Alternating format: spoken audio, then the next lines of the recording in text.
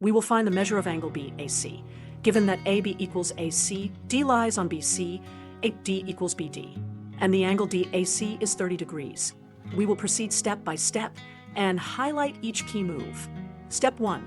Draw and label the key angles.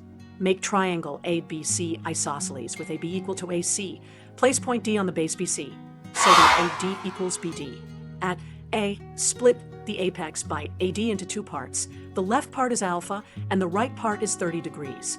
So the full apex angle BAC equals alpha plus 30 degrees. Step 2. Analyse triangle BD.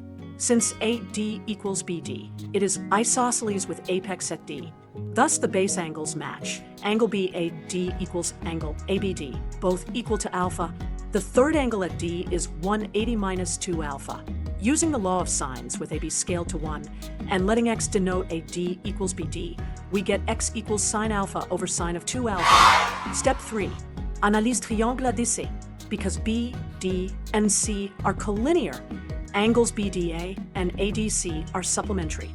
So angle ADC equals 2 alpha. The third angle at C is 150 minus 2 alpha. Apply the law of sines again. X equals sine of 150 minus 2 alpha divided by sine of 2 alpha. Step 4. Equate the two expressions for x. Therefore sine alpha equals sine of 150 minus 2 alpha. Step 5.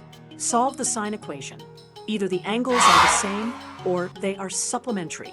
Taking interior values gives alpha equals 50 degrees. Step 6. Conclude the apex angle. Angle BAC equals alpha plus 30 degrees, which is 80 degrees. That is the required. Thank you for watching. Tap like, share, and comment, and then follow and subscribe for more quick problem solving tips. Let's make maths simple. One video at a time only on MyVerseNaths.